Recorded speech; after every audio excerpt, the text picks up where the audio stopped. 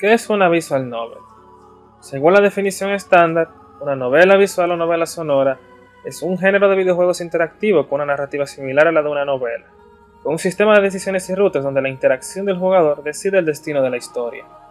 Por ende, una visual novel debe tener una buena mecánica de decisiones, ya que si no, esta deja de ser una visual novel y puede ser una novela cinética, donde no existe interacción entre el jugador y el juego, y donde el jugador solo es necesario para que deslice el texto. Y ojo con lo que acabo de decir, ya que ser una novela cinética no es malo. Lo malo viene cuando una novela cinética pretende ser una novela visual. Si esta puesta como una novela visual y su interacción es floja o prácticamente nula, esto significa que el juego es pretencioso, de que pretende ser algo que no es. Por ende, las decisiones del jugador son claves en el avance o estanque de la novela visual. Sin este para construir un rumbo, la novela por sí misma no puede existir. Con la definición ya dicha y explicada, pasemos por fin punto a punto a lo que es un buen sistema de decisiones y rutas. Desde la concepción de la terminología, cada ruta debe ser independiente una de la otra, ya que son su propia posibilidad diferente. Y las elecciones del lector deben ser claves para esto, ya que como dije antes, las visual novels tratan de que decidas el rumbo de la historia a través de la interactividad. Sé que cada ruta necesita la otra como derivativo obligatorio de otra es negativo, y para colmo se suele usar como bait, a través de cosas como ocultarte información, la cual debería de existir en todas las rutas. A lo que me refiero con esto es que cada ruta debe ser autoconclusiva, y zanjar sus puntos por sí misma sin necesidad de que debas jugarte las demás rutas para entender por completo toda la historia. Las visual novels tienen distintas rutas, y entre ellas está la ruta común, que es el punto de amarre entre todas las ramificaciones. Esta debería ser usada para dar las principales interrogantes para que luego al jugar la novela sean respondidas en todas las rutas. Sin embargo, algo usual que se hace es usar la ruta común para simplemente adentrarte en el contexto y luego pasar a darte un montón de preguntas y respuestas en distintas rutas dispares. Esto provoca que por sí sola una ruta de la novela visual no se entienda por sí sola, ya que se necesita jugar todas las rutas para tener toda la visión del panorama, o tener todas las piezas del rompecabezas. En pocas palabras, se usan las ramificaciones como excusa para baitear al espectador y volver el material derivativo a todas las posibilidades, donde la ruta A o D es cita de la ruta D o A para entenderse. Esto es malo y solo se puede perdonar a pequeñas cantidades cuando alguna ruta deja al aire pequeños detalles o un misterio que no es necesario para comprender el contexto y situación de la ruta en la cual te encuentras, ya que si no, prácticamente estaríamos ante un plot hole en esa ruta. Y es que si alguna ruta del juego te va a obligar a hacer suposiciones del tipo ¿qué pasó con este personaje en esta otra ruta del juego?, como mínimo el juego debe darnos distintas pistas sobre ello. Ya luego este problema de las rutas siendo material derivativo de otras rutas solo se puede justificar narrativamente en contextos donde todo sucede en un delirio / sueño o en un bucle de tiempo. Luego y el último método es algo tramposo, ya que sería el hacer que al final del todo todas las rutas se fusionen en una, cosa que suele suceder al final de la historia, y sobre todo le digo trampa, de que para lograr esto sí o sí se tiene que usar un colosal plot device. Porque efectivamente, gente, estos tres contextos que acabo de nombrar ya en sí acarrean otros tipos de inconvenientes. Es por todo lo que acabo de decir que muchas adaptaciones de novelas visuales suelen ser malas, incluso en el cómo se adapta el guión, ya que estas adaptaciones son solo una ruta donde lógicamente necesitas jugar las demás para entenderlo todo. Por ello los estudios intentan ligar varias cosas de todas las rutas para zanjarlo todo, y por ello terminan haciendo un estofado de vómito al estos adaptar demasiado, incluso metiendo contextos y temas los cuales no van acorde con todas las rutas del juego. Y eso que luego también hay adaptaciones de novelas visuales con más de un final, cosa que crea problemas en el canon del anime e inclusive en la novela, ya que los encargados suelen elegir una ruta como la verdadera, mientras que desechan a las demás. Esto hace que en retrospectiva el jugador sienta que todo el esfuerzo puesto en concluir la novela fue en vano, ya que perdió su tiempo jugando un relleno el cual no trascenderá. Es por esto que uno tiene que tener en cuenta que no está bien elegir una ruta sobre las demás, mientras que se desechan las otras posibilidades.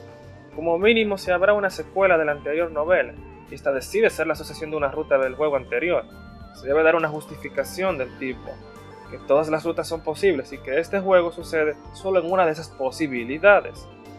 Sin más preámbulos, pasemos al primer punto, que los personajes principales sean presentados y caracterizados en todas las rutas. Es decir, que la ruta se llame Sakura no significa que solo Sakura y el protagonista deban de tomar el reflector y ser los únicos personajes bien caracterizados. Y es que en sí las rutas desde su concepción existen para que exploremos distintas posibilidades, todo a través de nuestras decisiones como jugador. Sin embargo, generalmente son usadas simplemente para forjar un carril entre el personaje principal y otro personaje de la obra. Esto trae como consecuencia que solo en su ruta este personaje e incluso el protagonista se puedan llamar personajes, ya que en las demás rutas este es simplemente fondo en el escenario o un mero secundario que posiblemente solo sirva como un plot device. Y es que con el punto cero ya debería quedarles claro que muchos autores y espectadores tienen una concepción errada y selectiva de lo que es una ruta como tal. Estos pretenden que obviando los puntos negativos, tú exportes las cosas positivas de las rutas hacia las demás, cosas como la anticipación previa, la caracterización de los personajes e incluso la construcción de algunos elementos y sucesos. Y ojo que lo que quiero decir aquí es que esto es correcto solo cuando se hace en la ruta común, ya que las rutas ramificadas son su propio mundo y posibilidad, y no olvidemos que una posibilidad posee su propia individualidad. Por lo tanto, cada posibilidad debe sostenerse por sí misma. Visualiza un buen cúmulo de buenas rutas, como un grupo de estructuras que se apoyan entre ellas, mientras que aún poseen su propia base. Punto número 2. Si el personaje tiene su propia caracterización fija, no dejes al jugador elegir elecciones que contradigan su caracterización. Esto que hablo aquí es infame, ya que fácilmente puede desencadenar en una reescritura de personaje. Por ello, elecciones del tipo me gusta o no me gusta X o Y cosa, o hacer X o Y cosa, son opciones que el personaje debe elegir por sí mismo. Sin embargo, hay dos formas de justificar este tipo de elecciones contradictorias. La primera es a través de las dudas.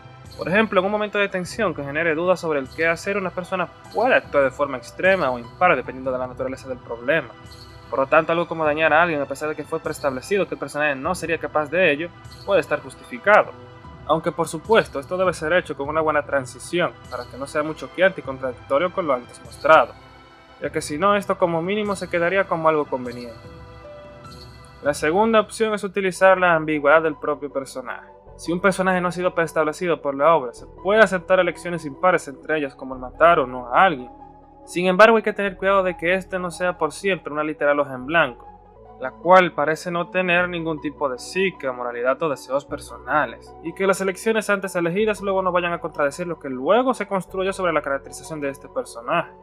Es por cosas como esta que lo más grato a observar en las historias con posibilidades infinitas es cuando la caracterización de los personajes es dinámica, siendo que las elecciones del jugador de alguna forma determinan hacia dónde se dirigen los destinos y personalidades de estos personajes. Punto número 3. Que no hayan elecciones que el espectador deba tomar por simple azar, y no dar elecciones infructíferas al espectador. Pues si hablamos del primero me refiero a ese tipo de decisiones que determinan lo que sucederá a continuación, pero que no se posee ningún dato anticipado brindado por la obra para que el jugador sepa cuál es la decisión correcta, o siquiera cuál de todas va a elegir para construirse un camino. Con esto en particular me refiero a esas ocasiones donde esas decisiones determinan un dead end o un suceso grande en la trama. Lo usual es que simplemente este tipo de elecciones estén para matar el tiempo y expandir los dead ends del juego, o para simplemente choquear al espectador. Luego el segundo serían esas decisiones las cuales no determinan nada en el juego, más allá de dar un dato o curiosidad, cosa que se puede usar pero con modestia, ya que usarlo mucho hace que el juego simplemente esté repleto de elecciones mundanas e innecesarias, las cuales no deberían existir por el nulo o insignificante peso que tienen en el juego. Y es que todo esto que he dicho aquí es malo debido a que existe solo para darle una falsa sensación de independencia al jugador, es decir, eres presa del guión, pero el juego quiere hacerte pensar que tú llevas el volante del juego. Solo piénsalo, imagínate que el juego constantemente nos da a elegir elecciones del tipo 1, las cuales nos terminan llevando a un dead end. Esto es una pérdida de tiempo donde el juego toma del pelo al jugador solo para confundirlo y exasperarlo. Esto es malo ya que se usan artimañas sucias y sin sentido las cuales solo provocan el enojo e impotencia del jugador, al hacerle perder su tiempo en cosas que no tienen ningún valor pragmático en el juego en el cual son introducidos. Y además el tipo 1 y 2 pueden llegar inclusive a unirse en ocasiones en uno. Es decir, un juego que está repleto de elecciones sin peso, y elecciones las cuales previamente no sabes que son necesarias para forjar un camino, ya que el juego no te lo anticipa. Si esto pasa, lo que obtendremos será un exasperante e inhóspito laberinto, donde no sabremos hacia dónde ir, el cual nos obligará a recurrir a guías externas para terminar la novela. En pocas palabras, tendríamos una obra la cual verdaderamente no posee una completa individualidad e identidad, cosas que son necesarias para que te puedas llamar por ti mismo una obra ficticia. Punto número 4. Que no hayan cosas triviales e intrascendentales que cambien por completo el destino del juego. Y y que tampoco una decisión cambia por completo lo que ocurrirá sin un contexto y justificación. Aquí me refiero a esas decisiones que se dan las cuales no tiene sentido que sean un breakpoint que decidirá el camino que tomarás. Algo tan mundano como tomar una bebida sin ningún contexto detrás es absurdo que construyas a dónde te diriges en el juego. Y es que con esto me refiero a esas decisiones triviales o sin importancia que a simple vista no deberían tener ningún efecto grande más allá de conseguir X o Y información o descubrir algún detalle banal. Y luego me refiero a esas elecciones que sin ninguna explicación o razón fragmentan tu camino en la novela.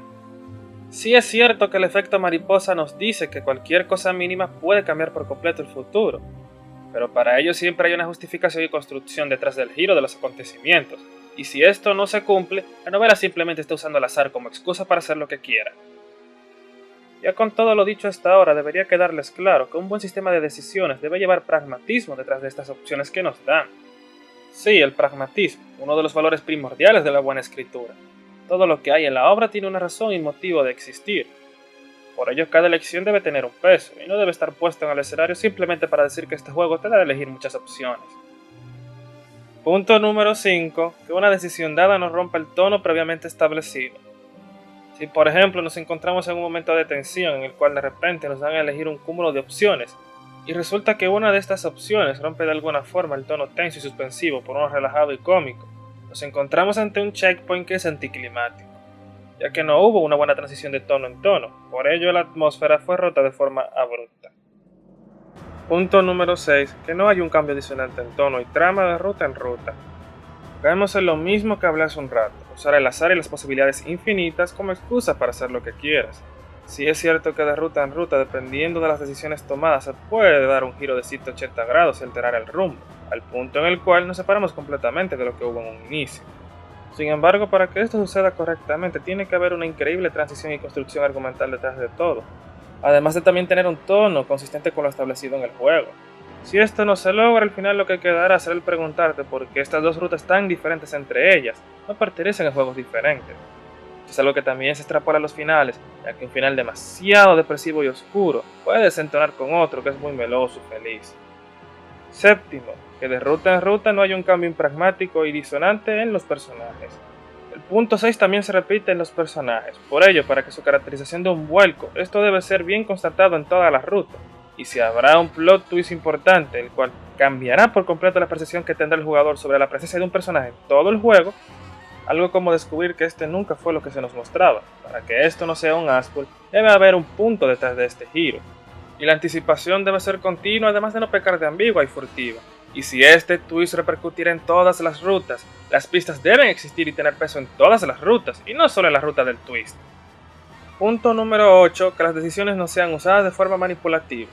Si el juego quiere hacer sentir culpable al jugador por alguna elección que éste tomó, la cual desencadenó en un suceso trágico, el juego previamente debió darnos opciones que nos permitan tomar un camino menos culpable.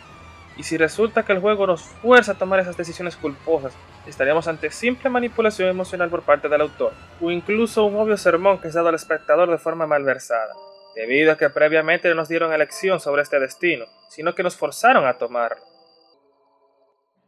Punto 9 y final, que el sistema de decisiones no contradiga lo que el juego quiere transmitir. Si la novela quiere transmitirnos el mensaje de no ser violentos, pero constantemente nos fuerza a tomar decisiones violentas para avanzar y completar el juego, estamos ante una hipócrita visual novel, la cual no solo contradice de forma boba su mensaje, sino que también posee un sistema de decisiones desaprovechado y innecesario, ya que el juego no está aprovechando correctamente su interactividad para transmitirle su mensaje al jugador. Ahora les diré que visualicen un excelente sistema de decisiones, como una gran red llena de caminos que se entrelazan entre ellos, no como un árbol que tiene por separación un pobre cúmulo de ramas que no tiene nada que ver la una con la otra. Ya concluyendo, aquí les presento mi división de puntos para las visual novels. En cuanto a la pregunta de si considero arte o no a las visual novels, las cuales son un género de los videojuegos, la respuesta es un obvio sí, debido a que su énfasis se encuentra en la narrativa. Y debo decir que actualmente reconozco las visual novels como el medio artístico más complejo de todos, de que para crear una buena visual novel no solo debes tener una buena escritura detrás, sino que también debes entregar una gran interactividad para que ésta se pueda seguir llamando una visual novel. Sin más preámbulos, es hora de cerrar el telón. Yo soy Delgora y espero que en otro día nos veamos nuevamente en el santuario.